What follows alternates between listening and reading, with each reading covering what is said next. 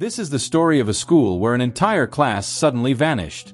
Out of 18 students, only one boy named Alex was left behind. The mystery began the night before when at exactly 2:17 a.m. all 17 children ran away from their homes in a strange and eerie manner. No one knew where they went.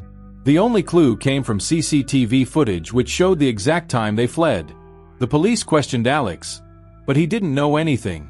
They also interrogated the class teacher, Justine, but she had no answers either. The school remained shut for a month. When it reopened, a meeting was held where angry parents accused Justine, insisting she must have been involved. To protect her from the enraged parents, Principal Marcus was forced to dismiss her from her job. Heartbroken, Justine bought alcohol to drown her sorrows. But even then, she began receiving strange phone calls. At home, while drinking, she heard noises outside her door.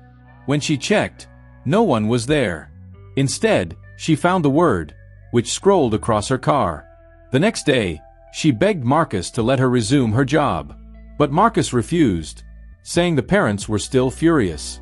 When Justine asked about Alex, saying she wanted to talk to him, Marcus denied her again. Frustrated, Justine filed a police complaint about the vandalism on her car. And from there, she waved at Paul, an old acquaintance. The two met at a bar where Justine had invited him. She was overwhelmed by everything happening around her. Paul turned out to be her ex-boyfriend, though now he was married. Still, the two ended up spending the night together. By morning, Justine dropped him off at his car. Soon after, she began following Alex, desperate to speak with him. She rang the bell at his house, but no one answered. The windows were covered, and through a small gap, she saw that the house was pitch black inside. Alex's parents sat eerily still on the sofa. Terrified, Justine called Marcus, insisting something was wrong at Alex's home and that they needed to search it. But Marcus scolded her, reminding her to stay away from Alex. Later at a supermarket, Paul's wife, Donna, attacked Justine in public, furious that she had slept with her husband. That night, Justine returned to the school. There, inside her old classroom, she saw the missing children. One had his face painted like a clown, but this turned out to be just a nightmare. Back home, she began hearing strange noises. She thought she saw an old woman clinging to her ceiling, but it was nothing more than a hallucination. The following day, Justine finally confronted Alex in the middle of the street. When she asked if he was okay, Alex simply said, "I'm fine," then screamed at her not to follow him before running away. Still determined, Justine went back to his house and knocked repeatedly, but no one answered. She parked outside and decided to wait in her car. As night fell, she drifted off to sleep. That's when Alex's mother suddenly emerged from the house.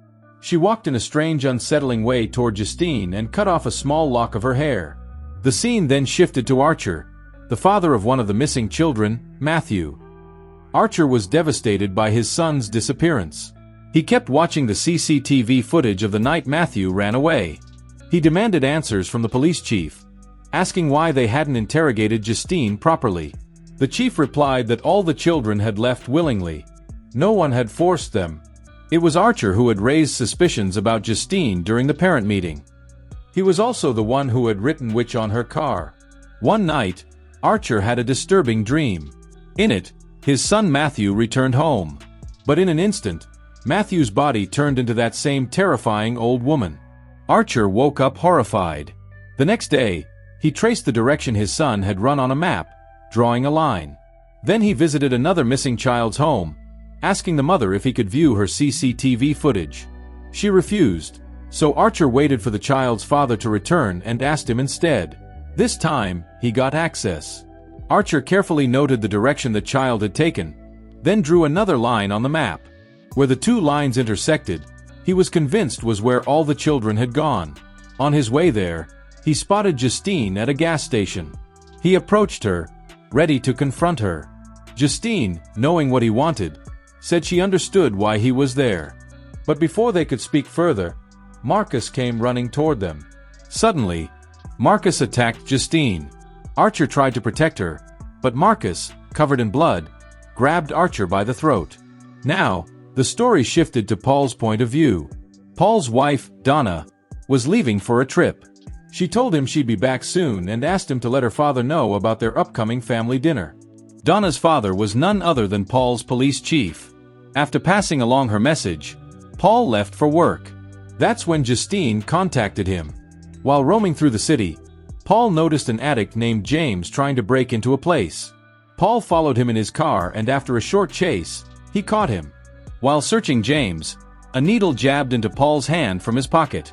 Furious, Paul punched James in the face. Later, he rubbed medicine on his hand wound. That's when he realized the punch he had thrown at James had been recorded by his car's dashboard camera. Paul dragged James up and told him he'd let him go, but warned him never to show up around there again. Paul then confessed the entire incident to his chief. The chief told him not to worry. Unless James himself came in and filed a complaint, nothing would happen. In fact, within a month, the camera footage would be automatically overwritten. Just then, Paul received a message from Justine. To shake off his stress, he went to see her. The next morning, when he returned home, Donna was already there waiting. Seeing him, she immediately asked where he had been. She realized he had been cheating on her. At the police station later that day, Donna's father, the chief, gave Paul a cold, disappointed look. Outside the station, Paul once again spotted James. He started following him. From here, the story shifted to James' perspective. James was going around checking car doors, hoping to find one unlocked so he could steal something. He managed to grab a few items and tried selling them, but no one wanted to buy. Later, he attempted to break into a house, but Paul caught him there and beat him up. James ran away, and along the road, he stumbled across Alex's house. Trash was scattered outside, making it look abandoned. He slipped inside through a window. To his shock, Alex's parents were sitting inside in a trance-like state. Taking advantage, James began stealing kitchen utensils. When he reached the basement, what he saw left him frozen in fear. The 17 missing children from the class were standing there. Before he could react, Alex's parents suddenly stood up, awakened from their trance. Terrified, James bolted out of the house. Later, while trying to sell the stolen spoons, he spotted a poster offering a $50,000 reward for information about the missing children. Excited, he called the police, but they didn't believe him. They told him to come down to the station if he had something to report. Before he could make it there, Paul spotted him again and chased him. James ran deep into the woods. There he encountered the same old woman that others had seen before. Terrified, James hid inside his tent. But soon someone approached outside. Panicking, James struck with his needle. But when the figure fell, it turned out to be Paul. Enraged, Paul pinned him down. James blurted out that he knew where the children were. He could show him. Paul shoved James into his car and drove straight to Alex's house. He left James outside and went in. After a long silence, Paul came running back out, looking disturbed. Without a word, he dragged James inside with him. The scene then shifted to Marcus' point of view. Justine had told him about Alex's house. Concerned, Marcus decided to call Alex's parents into his office for a face-to-face meeting, but instead of his parents, Alex's Aunt Gladys showed up. She explained that Alex's parents were unwell and she had been living with them to look after Alex. Marcus insisted on meeting the parents personally. He explained that a welfare complaint had been filed. If he met with them directly, he could keep the matter from going to higher authorities. Gladys asked who had made this complaint. Marcus kept Justine's name to himself. The scene now shifted to Marcus' home, where Gladys suddenly appeared outside. She said her bus had left her behind, so she had to walk there and that she was feeling very thirsty. Marcus' husband led her inside. Instead of asking for a glass, Gladys requested water in a bowl. She had brought along one of Marcus' ribbons. Cutting her hand, she smeared blood onto it. Then she cut some of Marcus' husband's hair, rang a small bell, and tied his hair with a ribbon to a stem before snapping it. The moment she did this, Marcus was compelled to attack his own husband. In that trance, he killed him. Gladys then dropped the stem into the water, which caused Marcus to stop. Next, Gladys attached Justine's hair to another stem. This made Marcus turn against Justine, driving him forward to kill her. He lunged at her, but Archer rushed in and saved her. Justine ran inside a store, Marcus chasing after her. Even when Archer tried to stop him, Marcus wouldn't back down. Justine jumped into her car and sped off with Marcus running after her. That's when Marcus was struck by a vehicle and killed in an accident. At that point, Archer realized Justine was not behind any of this.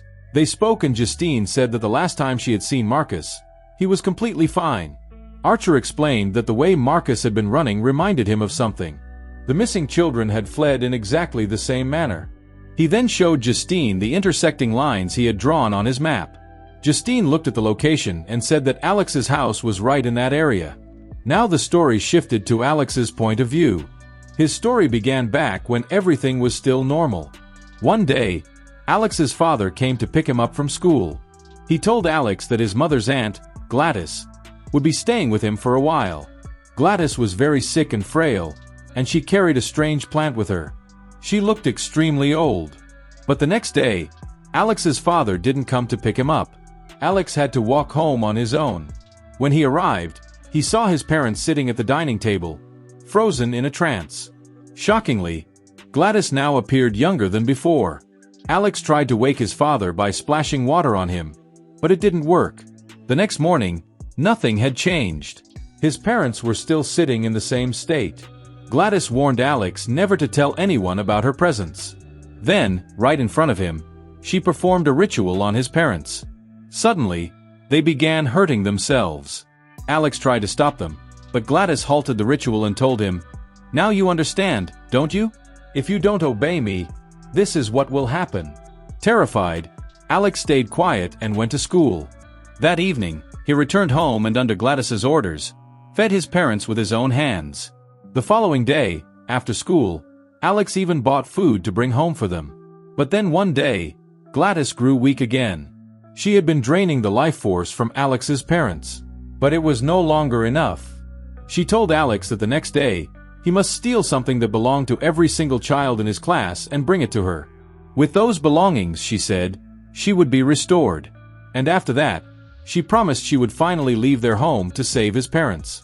The next day, Alex stole the name tags of every child in his class. That same day, Justine noticed something unusual.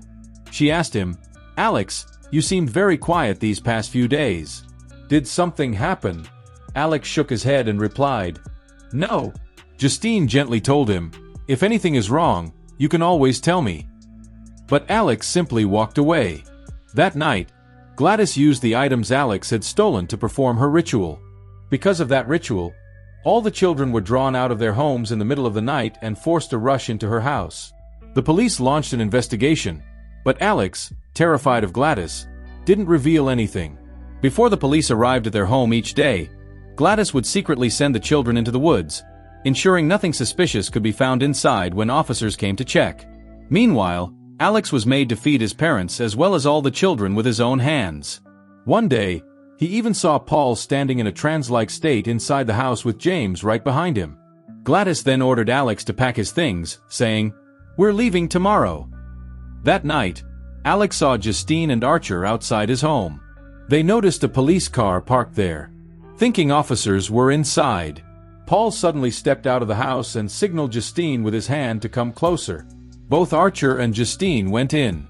But the moment Justine crossed a salt line drawn across the floor, Paul and James attacked them. Upstairs, there was another salt line drawn in front of Alex's parents. When Alex accidentally stepped over it, his parents immediately chased after him. Downstairs, Justine shot Paul in the neck. To finally put him down, she had to shoot him in the head. She also shot James in the head to protect Archer. Meanwhile, Archer searched the basement, desperate to find his son, but instead, he came face to face with Gladys herself. Upstairs, Alex grabbed one of Gladys's plant stems and ran into the bathroom. Using his own blood, he began the ritual. Downstairs, Archer, now under Gladys's control, grabbed Justine and held her. But Alex placed one of Gladys's hairs onto the stem and snapped it. In that instant, all the children turned against Gladys. She ran, but they chased her through the town, finally catching her and killing her.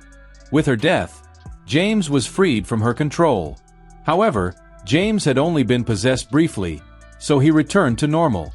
The other children, on the other hand, did not. They simply stood silently, still trapped in their unnatural state. Alex's parents remained the same as well. Even after 2 years, they did not return to normal.